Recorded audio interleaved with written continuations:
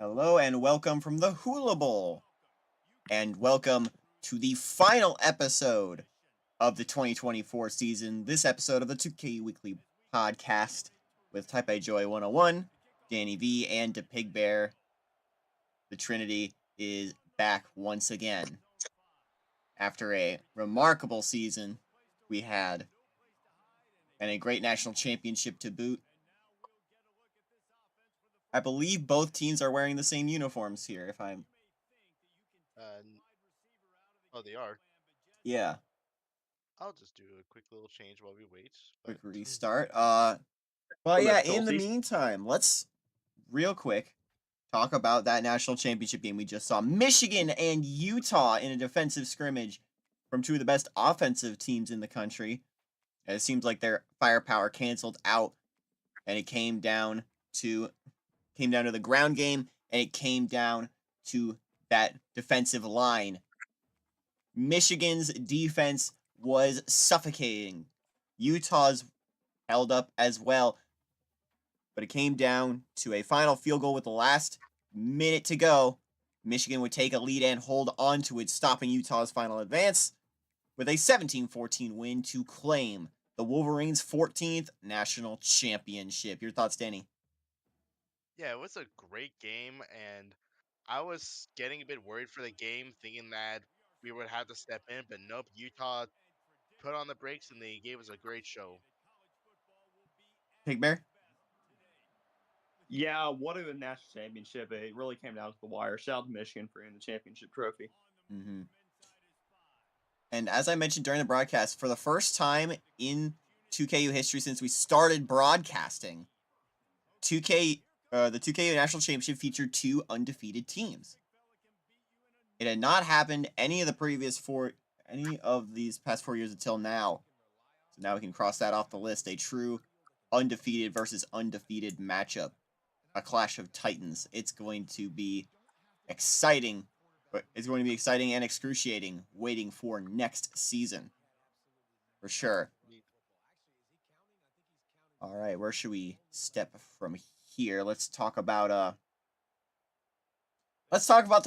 the top games of the season. I prepared a list of my favorite games from the year, 10 of which, in fact. Some of which we streamed on call, some of which we did live on YouTube, some of which we only had on the Discord. Join us there for some more stuff. We also had some games that weren't streamed or broadcast, but had scores and implications that were very important. Let's start off number 10. We had a great game in week 1 that came out of the FCS of all places. The Orange Blossom Classic went to 5 overtimes.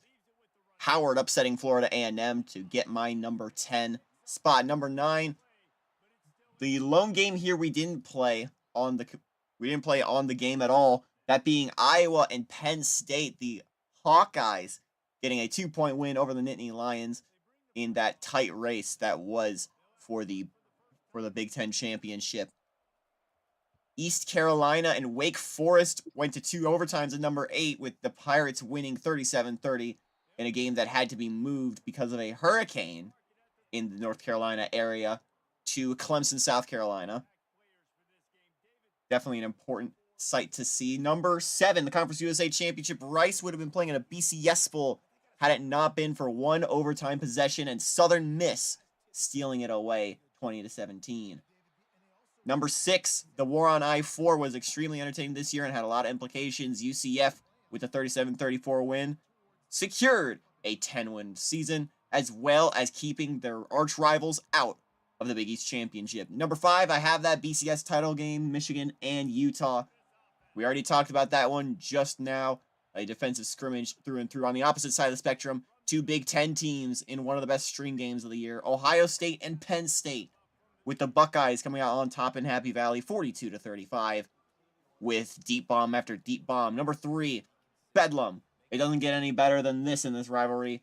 Everything on the line for a Big 12 championship spot. 3 overtimes, leave it to the Pokes to make it to a third straight Big 12 title game. Number 2, one of the best games we saw all season and one of the best finishes. How about Ohio State taking the winning kickoff return to the house to beat Alabama 28-21. And then number 1, I have to go with the Rose Bowl this year. The most entertaining game I saw all year. 38-35, Oregon. With a last-second win over Iowa, which nearly went the other way if it wasn't for a close call over the Hawkeyes, a close stop on the kickoff return. And those are my top 10 games of 2024. You guys' thoughts? Yeah, that's a great list. I definitely do think the Rose Bowl was my favorite game. I mean, the one before the bowl games would have to be Ohio State, Alabama. All right. Pig Bear, what was your favorite game of the year? I have to go with number 10, the Orange Blossom Classic. What a game. That was just a back and forth shootout to start the season. I had a bunch of other games that I was considering, including the largest point upset of the year from what I saw. Correct me if I'm wrong, but how about a 14-point underdog in Akron upsetting North Dakota State? It was 24-7 was the final score in that one. And that was the largest spread upset of the year. We had some FCS over FBS upsets, the largest of which was a 13.5-point upset by Northern Colorado over Abilene Christian, which actually ties the largest Power 5 upset, that being Washington over USC. A year of upsets, a year of topsy-turvy football, and a year of change. A lot of things about the year 2024 that will stick in the 2KU for years to come. How about how much of that top list is the Big Ten? A lot of huge implications, and the conference did not disappoint in terms of output and excitement, for sure. All right, up next, let's talk about the All-American class for 2024. We've never done this, actually. We may do it retroactively for other years, but the 2024 will be our first shared, at least, All-American class. We start at quarterback with Tyrell Thomas, of course, Heisman Trophy winner. Interestingly, did not play in the national championship. We still don't know why. It's sort of a mystery to us. But before that, he had a 62% completion percentage, 4,465 yards through the air, and 53 touchdowns. A no-brainer for the Heisman Trophy. Two Big 12 backs make the running back spots for the All-American spot. Julian Conway of BYU and Ronald Fortune of Oklahoma State, boasting 1,376 and 1,482 rushing yards respectively, and a combined 33 touchdowns. Avery Von Trask of Utah, Heisman finalist, no surprise to see here. 1,594 receiving yards, 20 touchdowns, an average 36 yards per reception, thanks to some big bombs. O.B. Wyatt is the other receiver on the All-American team from Ohio State. He's got 18 touchdowns and 1,587 through the air. A.J. Williamson, for the second straight year, is an All-American tight end. This man is moving to the NFL next season, and he was a key part of Penn State's natty run last year. The offensive line dominated by the Big Ten.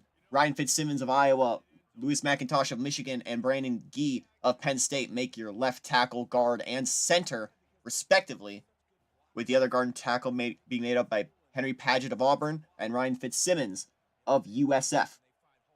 Joey Wiggins of Texas A&M, Kwasi Strickland of NC State, Monroe Palmer of Ohio State, and Curtis Dupree of Cincinnati make up your defensive line. Three linebackers, Scott Maxey of Iowa, Kai Blake of Louisiana Tech, and Lucky Easton of Wake Forest are your linebacking core. The quarterbacks are made up of Michael Egan of Tulane and the two-way threat of Dominic Dreschner from Columbia. Also in the secondary, free safety Ronald Newkirk of Hawaii and Daryl Shin of Vanderbilt. First one for the Commodores. Sam Reagan, of course your kicker of the year for Boise State, hit the longest field goal we saw this season with a 61-yarder. Meanwhile, punter, a bit of a punty candidate coming out of nowhere, Johnny Ramsey of Western Michigan with a long with a longest punt of 61 and over 5,000 punt yards, the most by a long shot this season. Christopher Knowles, of course, your kick returner of the year from Ohio State, took that one back against the. I took that one back against Alabama. Pardon me, and he took another one back later on in that year. 39.6 yards per return is what he was averaging. The punt returner, Doug Crane of James Madison, wraps out our All-American squad. 652 return yards with 2 touchdowns to his name. And there is your All-American class. Thoughts? Yep, pretty good, talented, selected group of players. Hopefully, they'll all find their own success in the NFL. Hopefully. Pig Bear? Yeah, these are an elite class of young men, and they will go on to do great things, not just in the football field, but in life. And I wish for the best for them. Also, there's a glitch in the game. I did not see that. The field is supposed to be custom, but no, they just used UCF. Which, I mean, it's fine, but Yeah. It's accurate. yeah. All right. Up next, I'm going to pass it over to Danny, as he will talk about not our top 25, but the power rankings, which were taken into consideration before we did the final top 25. Take it away. Yeah, the top 25 it basically combined several different elements, including the team's records, the team's offense, their strength of records, their defense capabilities, what kind of tiers there are, and also where they've averaged in rankings. And here we go. Starting at number 25, we got the Roadrunners from UTSA starting us off. At number 24, it's a team that's weirdly gotten a lot of love, a sneaky amount of love from computers. It's Virginia Tech. At number 23, we got Louisiana Tech. Touchdown. What a grab there. At number 22, we got last season's national champions, UCF. Next up at number 21, it's the Oklahoma Sooners coming a little bit out of nowhere and having a great season. Next up at number 20, we have Wisconsin. Wisconsin had themselves a great season this year. Here, they dropped it while it's hot down in Arizona. At number 19, we got Indiana, Big Ten runner-ups. But at number 18, it is Iowa. But you better hold on the challenge because it's still getting big. As at number 17, it's Michigan State. At number 16, you got Texas A&M, who definitely had themselves a standout season.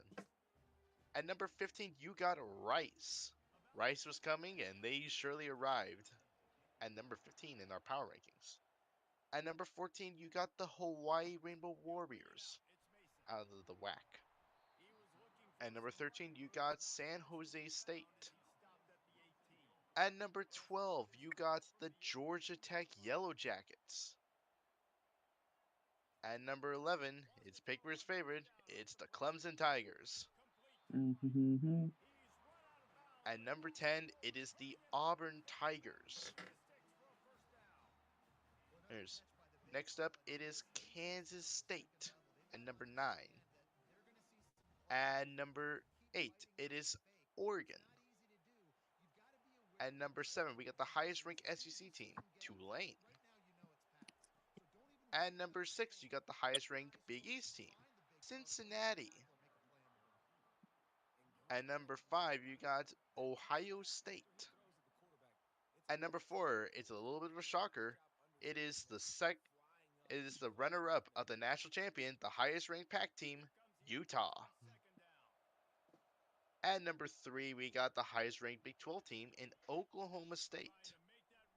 At number 2, you got the Penn State Nittany Lions. And finally, at number 1, you got the reigning national champions, Go Blue, Michigan.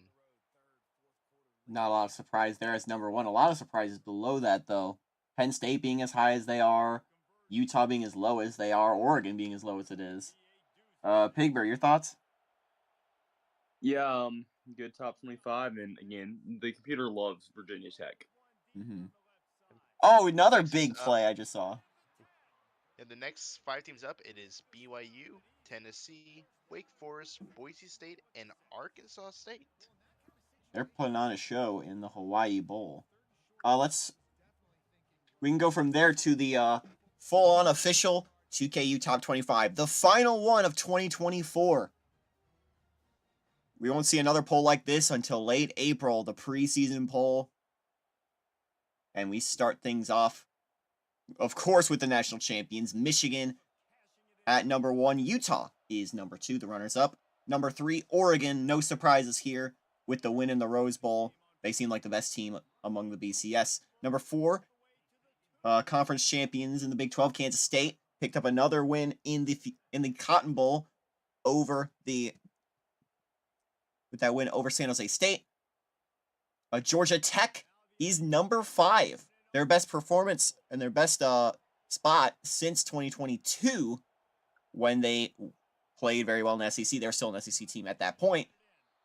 Speaking of, Tulane is number 6 out of the SEC. The champs lost to number 7, Hawaii, in the Sugar Bowl. Hawaii getting their first ever BCS win with what might be their most talented squad yet. The 13-1 Rainbow Warriors rank at number 7, followed by Oklahoma State, who gets the win over Boise State in the Fiesta Bowl, sitting at number 8. Number 9, Cincinnati. After that 11-1 start, they've seemed to slip with losses to Temple and Georgia Tech to wrap the season. They fall all the way back from number 3 to number 9.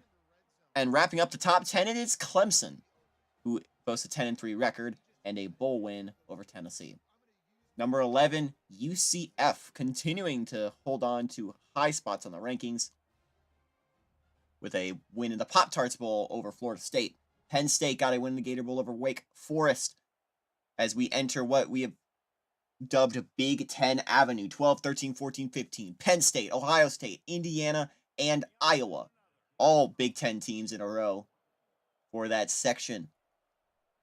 3 of those 4 won their bowl games. Penn State, Ohio State, Indiana all won the Gator Bowl, Insight Bowl, and the Peach Bowls, respectively. Iowa lost the Rose Bowl. Rice finishing respectably even after their loss in the conference championship. They get the win over USF in the Liberty Bowl to finish 16th, their highest ranking to finish a season in over 80 years. San Jose State finishes number 17 in the country. That ties for their highest final ranking with their 2012 season. Wisconsin sitting at 18, another Big Ten team.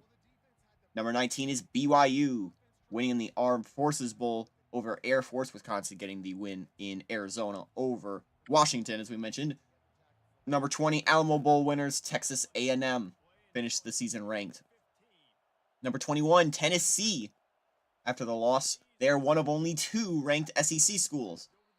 Temple and Boise State both were upset conference champions, but they lost in their BCS bowls, the Peach and Fiesta Bowls respectively, but they still finished the season in the top 25. Number 24, Michigan State.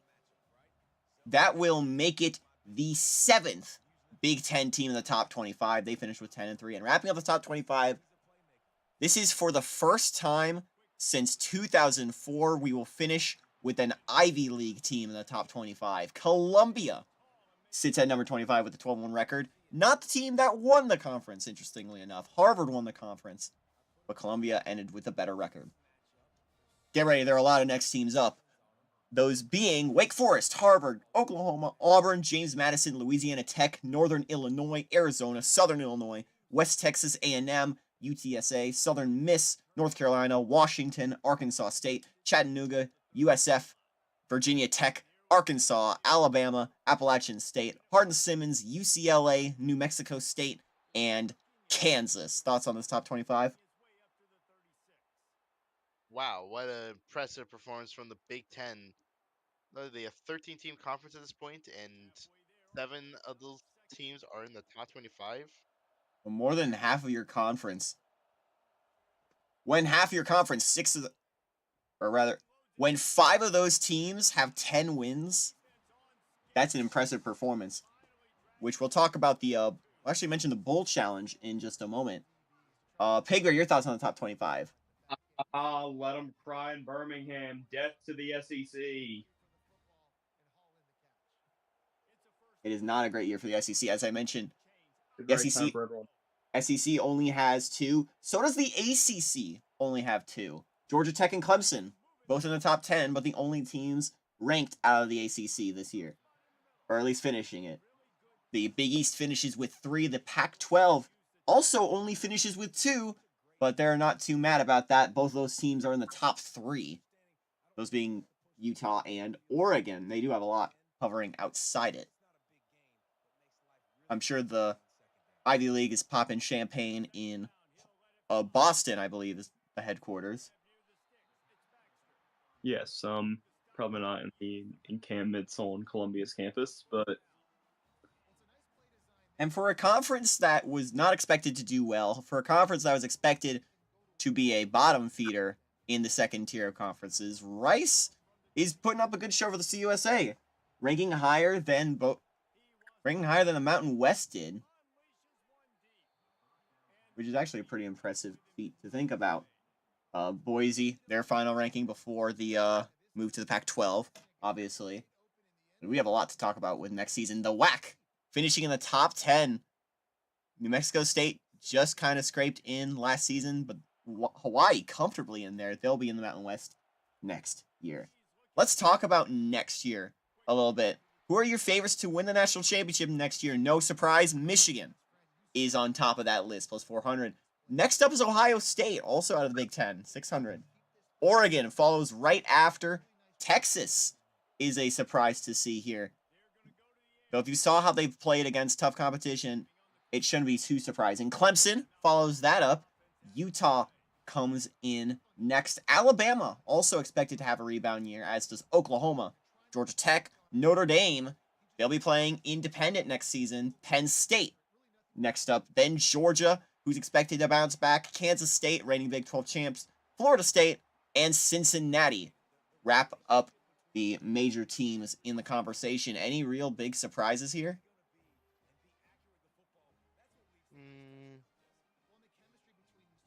Not really anything I could think of. I mean, there's the Big East and Big 12. They're always a little bit interesting wild cards, and who knows about what's going to happen with the expanded Big 12 and Pac-12.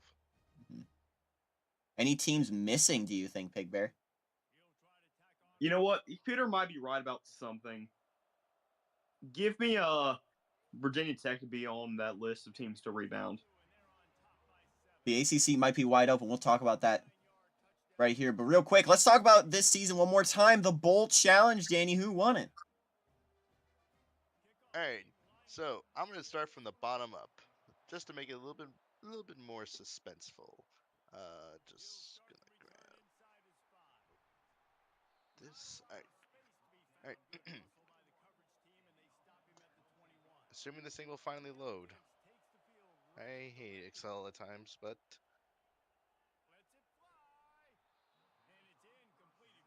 alright, here we go. Alright, so starting all the way at the bottom of the Bulls challenge. We kind of a bit of a tie-ish, but the last place conference is Missouri Valley, who went 0-6 in bowl games. Oof. Followed with the Independents, who went 0-2. Next up, we got the Mountain West, who went 1-6 for a .14 average. Next up is the SEC, who went 2-6 in their bowl games. Next up is the Sun Belt, who went 3-5.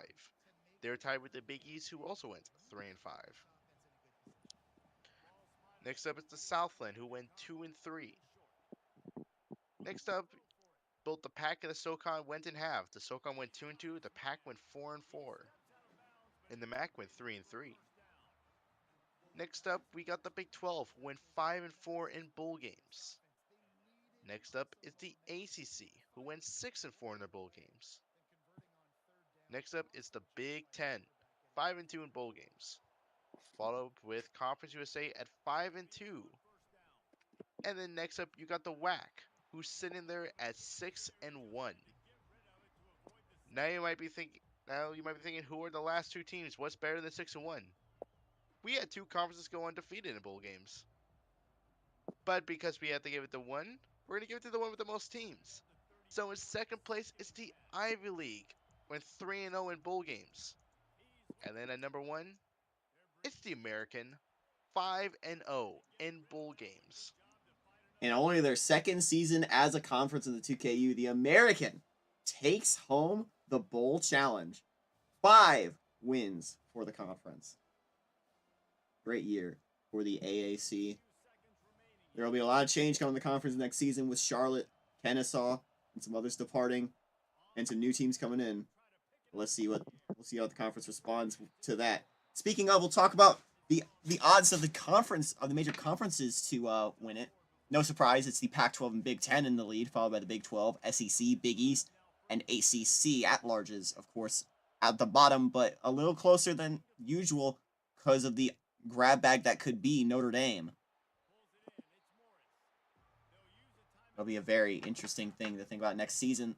Real quick, let's talk about my way too early predictions for the conferences. I'll talk about any changes before we get into them. We'll start with the ACC. No real changes here. It'll be the same way. What is this? Oh, we made it! Did you see that? Oh, wow. That's a 63-yarder. Ryan, these are all players from different squads. That was just a catch from a different or just from the corner of the eye. As I was talking, the ACC is up first in our way too early conference predictions. Starting here, I think Clemson is the favorite to win the Atlantic. Georgia Tech is still my favorite to run it back against the Coastal. I think Florida State is a team to watch, but that Coastal is going to be very entertaining beyond Georgia Tech. I think one team is going to have to bounce back, and I think there's 3 that have a potential to. Will be Miami, with that really strong recruiting class they claim to have. North Carolina, who played the best this season, or Virginia Tech, who historically has been the strongest in recent years of the 3. But I think your champion will likely come from those 6 schools. Clemson Tech, Florida State, Miami, UNC, and Va Tech. To the Big East, Cincinnati, I think comfortably the favorite to run it back this season. They seem to iron out the kinks pretty well. I think the Bearcats are a potential national threat that some might not be looking towards. If any team is going to snap the Big East streak of not making the national championship, it's going to be Cincinnati. South Florida is a team I'm heavy on putting a run on their money. Of course, they are one of only 2 teams that the Bearcats lost to. That other one is in third place here. That's Temple. The Temple Owls have long been an underdog, but I think this year, with the divisions reshuffling once again, I think Temple is very much the team to watch there. West Virginia and Syracuse, they're going to be in the same division this year. It'll be entertaining to watch. UCF, surprisingly low on my list. I think UCF, I don't know how long these consecutive 10-win seasons are going to last. I think next year will be the year that they end up cooling down. Of course, the change that's coming in, that being Memphis and East Carolina joining the conference with the loss of St. John's and UMass. This is more to solidify this conference as a true power. I think these conferences or these teams are going to do fine, but I don't think they're in the hunt for championships just yet. To the Big Ten we go, and it is going to be an exciting one. An exciting race once again. Michigan and Ohio State, rivals, of course. Watch that final matchup. That might be the most entertaining game of the year. Keep an eye on that one. Penn State and Iowa, of course, right behind them. Michigan State, pretty high up there, and Wisconsin right behind them. Indiana's actually below Purdue on the odds for next season. The one change for the conference is no Notre Dame. The Irish are going independent, and they will be playing some Big Ten schools as well. I know Michigan is on that list, so circle that game. A potential revenge game? We'll have to see. The Big 12, who just added BYU and Houston this season, they'll be adding SMU and TCU next season. And moving into pod structures, and comfortably the strongest pod is expected to be that South pod of Texas, Oklahoma, TAMU, and Oklahoma State. Texas and Oklahoma side by side as the top 2 for next season, followed by your reigning champs Kansas State and BYU, and a potential upstart in Nebraska. Oklahoma State actually very low on that list at 10th. Sorry, I think I counted that wrong.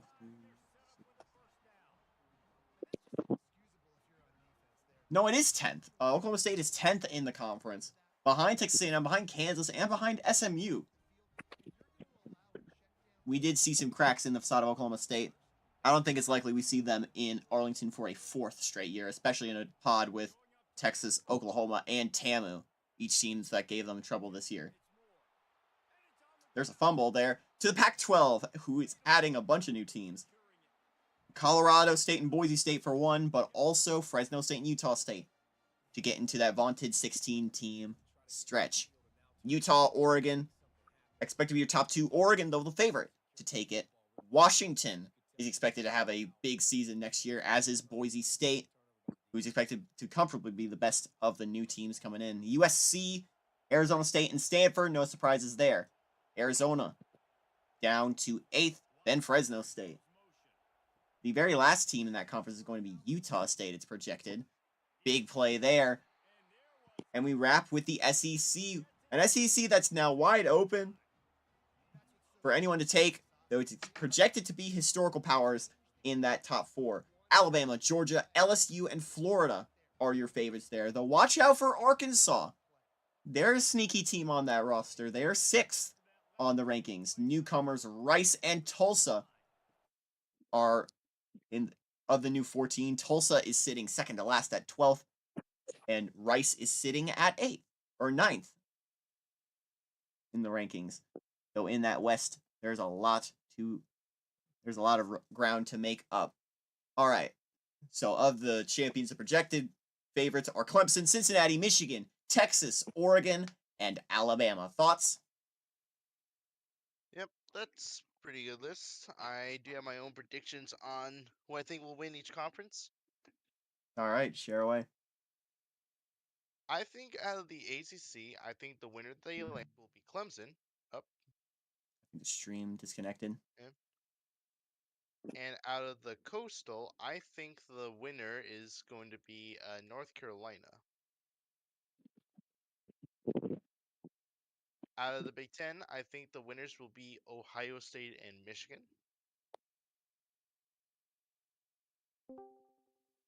All right. And I think out of the Big 12, I think the 2 that are going to make it is going to be Texas and Kansas State. Out of the Big East, I got Cincinnati, who's going to be playing against a rejuvenized West Virginia. Give me a Oregon to play against Utah for the Pac-12. Mm-hmm. And for the SEC, give me Alabama to play against LSU. All right. The divisions in the Big East, the SEC, I forgot to mention, are shuffling. Alabama and Auburn moving to the East to make room for Tulsa and Vanderbilt. Also, they're going to be back. We're going to have divisions again because we didn't in 2024. Pig Bear, who are your conference champions for 2025? You're way too early conference champions. I think Clemson will win the ACC over Virginia Tech. Give me Michigan repeating in the Big Ten. Give me Oklahoma State finally winning the Big 12. Uh-huh. Give me UCF winning the Big East. And give me Tennessee winning the SEC. A Pac? Oregon. I think the audio is glitching out on the stream. Oregon. Quack, quack. All right. There we go. The audio is not working on the stream. Oh, yeah. Let's see here. And so with that, there are not any games to think about yet for next or we don't have any games next week, but what we do have, of course, is the 2KU Challenge, exclusively on the Taipei Joy 101 Discord server. Over the coming week and a half, we will be broadcasting a 12-team playoff based on the poll that was taken right before the bowl season,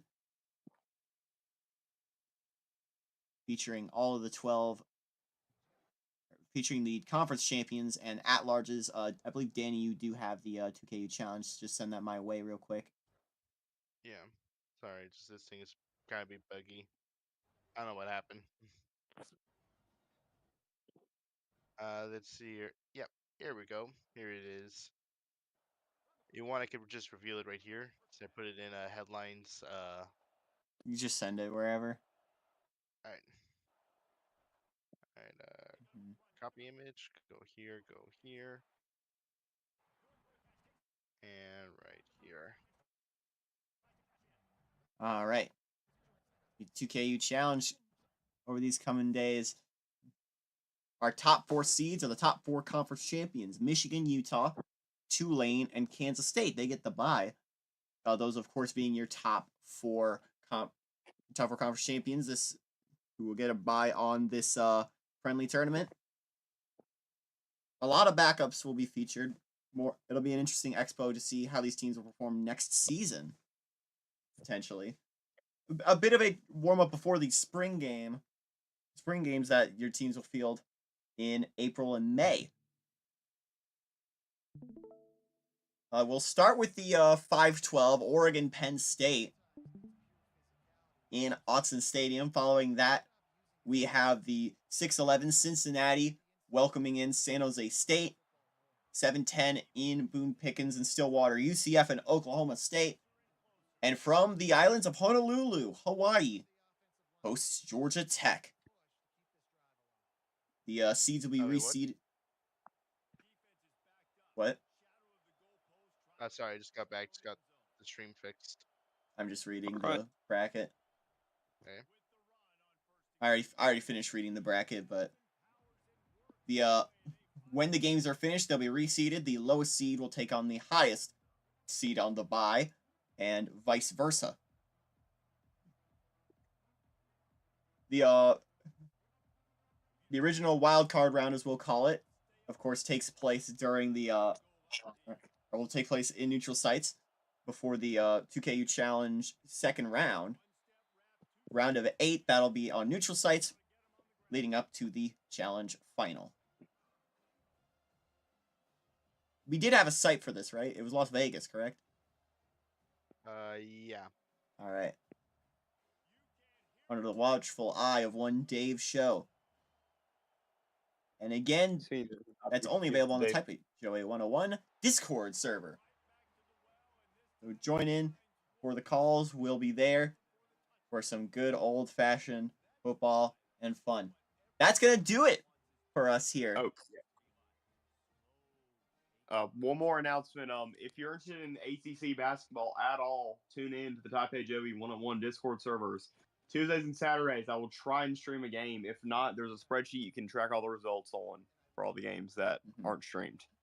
And be ready, because March Madness is coming. March Madness is on the way. Super Bowl. Yeah, we got a lot. Daytona's on the way as well. Just because the college football season's over doesn't mean 2KU stops. We have a bunch of other stuff that we do throughout the year on the Discord server. So join in on that, and there's going to be action continuing. But that will do it for the 2024 college football season. What are your takeaways, Danny, as we tie the bow on this year? A lot of work, a lot of stress, but this was another great year and another success in my book. Pig Bear? What a great year. See you in August. We actually see you a little early. We do have, of course, other streams that we'll be doing. But in April, we'll be doing our preseason reveal. Late April, we'll do that. Of course, I'll be on other channels as well. You can catch all of us on the Discord. That's going to do it for this year. I want to thank everyone who's made this possible. Danny, Pig Bear, Foxy, who's joined us occasionally. all the people watching across the internet. It's another good year in the books. Next season, if you can believe it, it'll be the 5th year we've been doing. It'll be the 5th season of 2KU football, which is a little crazy to think about for too long. But regardless, we're ready for it. That'll do it. Thank you all so much for watching this season, and one more time, so long So long. from the 2KU.